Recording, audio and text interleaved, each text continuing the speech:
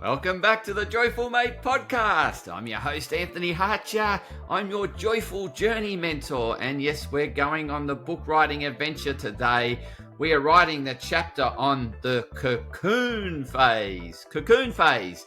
Yes, so it's the phase where we go inwards. We do a lot of inward work, a lot of reflective work. And so why is this important?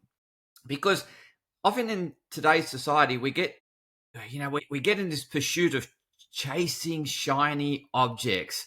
We want the bells and whistles, the things that ultimately make us stand out and feel significant. And so we're in pursuit of that. And ultimately, as a human, we do want to have that sense of contribution. And so we want to get that, bells and whistles in phases of our life, because it's really important to feel part of this fabric of society and feel that we're a meaningful link of that fabric of society, or the fabric of human consciousness, whatever we want to term it as. But we want to feel ultimately connected and part of something bigger than us.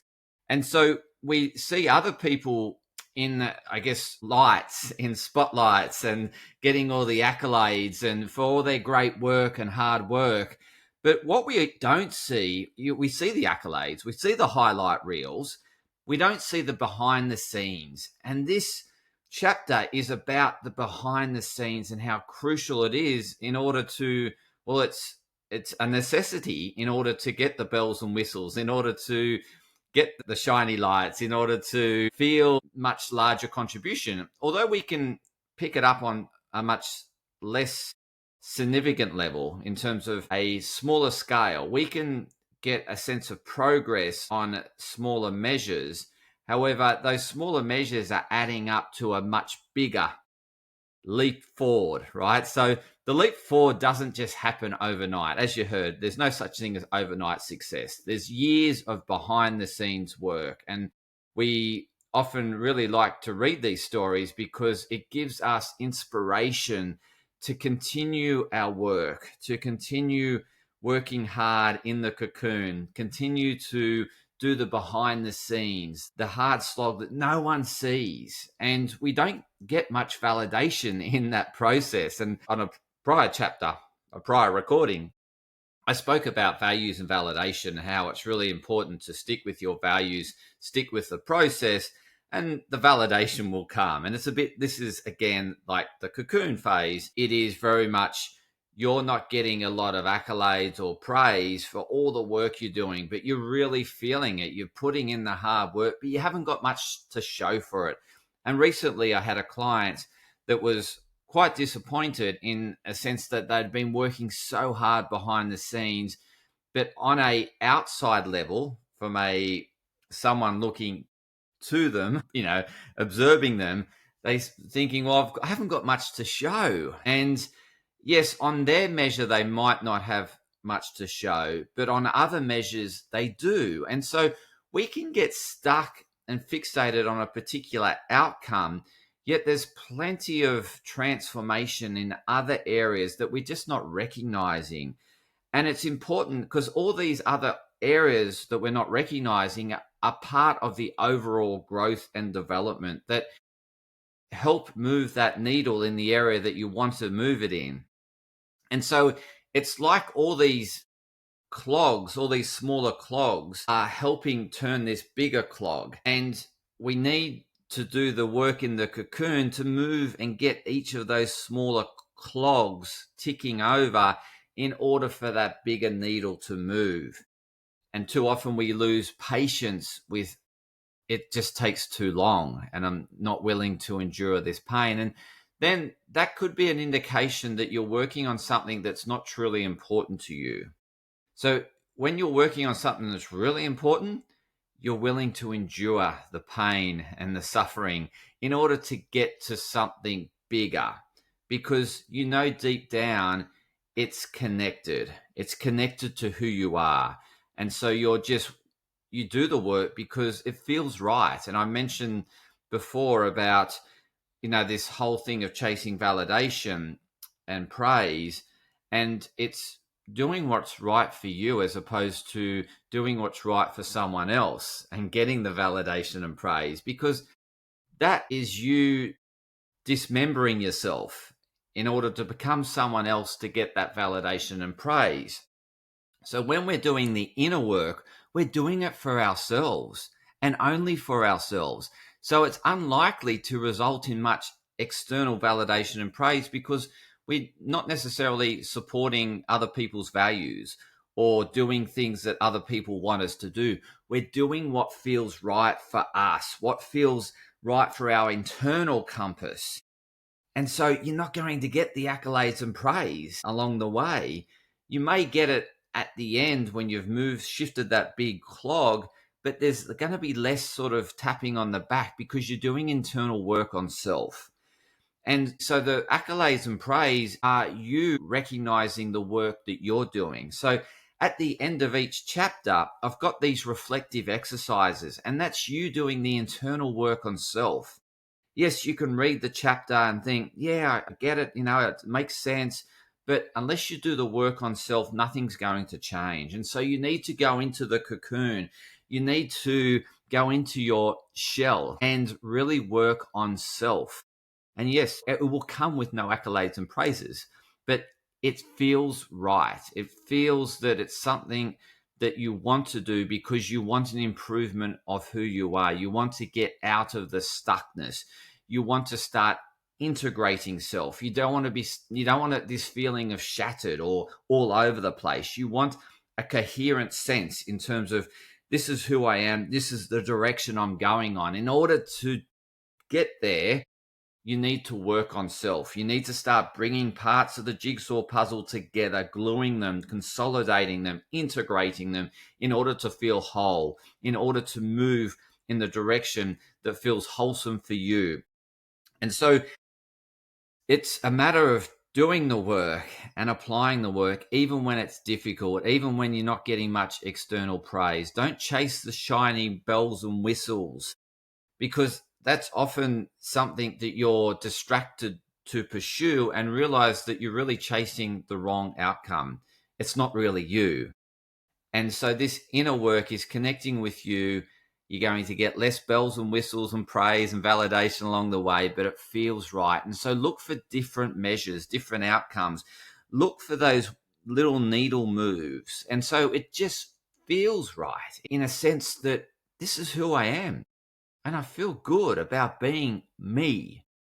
And do that more often and do that regularly and keep doing that work. Work on self, work on finding who you are, discovering who you are. I mentioned in the prior episode about the values, about understanding your values. And your values are unique to you. So live out what's unique to you. That's your uniqueness. And that's how you're going to shine out. You won't shine out being second of being someone else. You'll always be second of being someone else because you're not them. Only them can be the best version of them, and only you can be the best version of you. So seek to be the best version of you. Do the inner work, do the reflective exercises, spend time on self, time invested in self. And yes, in that process, you'll endure some suffering, some feelings that don't feel so great, but you know that it's worth pursuing. It's worth digging down. And so it's letting go of stuff. It's letting go. It's shedding. I had a reflective moment before I was about to record this episode about how it's very easy to bring stuff in and just dump it right in the house. That sort of doesn't require much effort. But to bring stuff in and put order to it requires effort and energy. And sometimes you don't have that effort and energy, so you'll just dump stuff. And in order to bring order to that pile of rubbish or stuff that you've brought in requires time and attention and energy. And so that's putting the work in to eventually get a nice ordered workplace, a work environment. And so over the years, I've been accumulating paper because I just didn't want to deal with it in that moment. I had better things to do. But then recently, I wanted to create more space in my work environment to make it conducive to writing this book, to free up, I guess, this sense of cluttered and not knowing where to start and all that. So I needed to clear the space to get coherent thinking, to really get the energy driven in a direction that I've been wanting to do for a long time. So this book writing hasn't come overnight. It's been something, it's been years in the making. I've created the space for it. I've created the space to enable this book writing to start to happen. And it's, if you want to achieve, like, find yourself or to integrate yourself and to feel whole again, you need to create the space and invest the time into you. Because if you don't do it, the same stuff will happen. You'll do the same routine. You will do the same behaviors over and over again, and you'll get frustrated. The only way things will change is that you stop doing what you're doing, create space to do the reflective exercises, to do the cocoon work, to do the inner work in order to grow, and part of that growing is letting go, is shedding. So we need to get rid of stuff. So when I was cleaning out my space, I needed to throw things out. I needed to detach and let go. And it's same with businesses. We hold on to things that we put work and energy into and think, I've put so much time and energy, I don't want to, destroy that initiative. But you see companies doing this on a regular basis, is that they've built something that is no longer serving people, or they've built something better than what they originally have, and they let go of what they originally have and move and integrate customers to the new bells and whistles. And so we do need to let go. We need to shed in order to move forward, in order to grow. And so part of the cocoon work is letting go of stuff, is letting go. And it can be hard of letting go. It can be like, I've got a client that's letting go of her work, but there's plenty of bells and whistles with the work. She gets paid really well, but she's realizing that it's not a conducive environment to help her thrive and ultimately to bring out the best in her. So she wants to get into a new environment where she will thrive, even go to the next level. So yes, she's still going levels within the organization. It's just not the best environment for her. So she's having to let go of good money and what she's built up there in terms of reputation and start over again. And this is required. Like, for example, I wouldn't be doing what I'm doing today if I didn't let go of my corporate career and the associated pay and perks with that corporate career. So I had to let go in order to do what felt right for me. And it doesn't have all the bells and whistles of the corporate job. And there's people in corporate jobs looking at what I'm doing and thinking, oh, I wish I was doing what Anthony's doing. But they're not realizing that you've got to let go of stuff in order to do what you might want to do. And it could be that it could be pay, it could be income.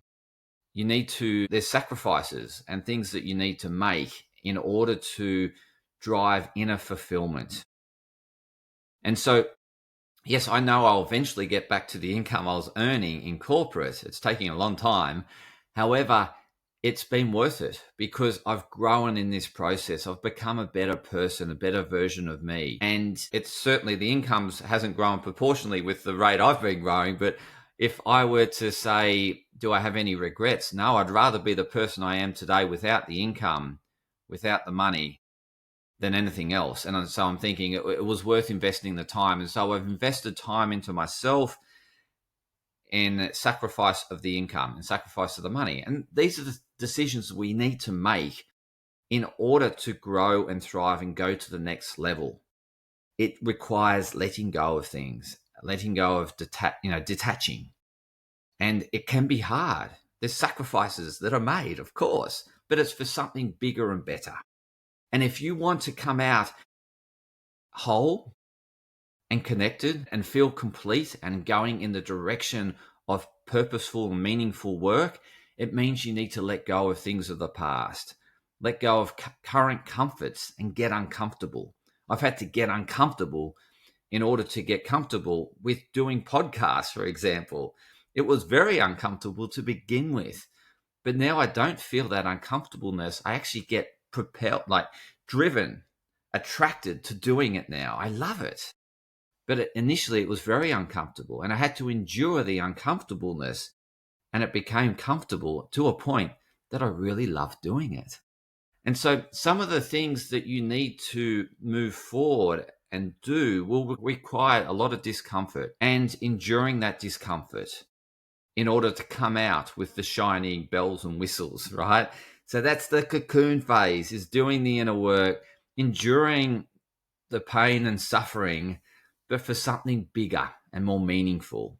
So do the reflective exercises. It won't be easy, I'm assuring you, but it'll be worthwhile in the long run. And it requires time. It requires you creating the space for it to happen. If you don't create the space, it won't happen. So create the space, do the reflective exercises at the end of each chapter, and you will feel more connected, more whole, and you'll grow and ultimately thrive through doing the exercises. So invest the time and energy. It's worthwhile. And it's worthwhile in terms of the sacrifices you make in terms of doing the inner work. And yes, relationships will break down. Yes, your career may suffer. Things will deteriorate in other areas, but it's for the better of what you want and why you're reading this book. You want to become a better person, a better version of you. In order to do that, we need to let go of stuff, and we need to allow things to transform, relationships to transform, careers to transform. We need things to move in order for you to feel better, in order for you to grow and thrive. So get comfortable with the uncomfortable, do the inner work, and allow that hard grind behind the scenes to happen in the cocoon phase so that you can go to the next shine and next bells and whistles and the next best version of you. So if you've enjoyed this chapter and episode, please share it with others that you believe that could benefit from hearing this information. Please spread it far and wide. I want to grow my audience. I want to help more people to grow and thrive like you. So please share it with others. Also, buy a pre-release copy of the book. It's at a 50% discount before it's launched, and you get so many added bonuses in addition to the book in the end. So go to joyfulmate.com, buy the book at a 50% discount, get all the bells and whistles such as community, such as extra information that I'm sharing with the community, and you'll get so much value from just doing the pre-sale of the book, which is super cheap anyway. So support me in my initiative to help more and more people and to really expand their conscious awareness so that they can become the best version of you and best version of them, and release and let go of their limiting beliefs. So thank you so much for listening and tuning in. Stay tuned in for more insightful chapters of the Feeling Broken, the Pathway to Self-Love and Healing, my book that's about to be published at the end of the year. So what are we in now? We're in May. We're at the start of May, and I'm working hard to get it done. So support me in my growth. I'll support you in your growth, and we can grow together.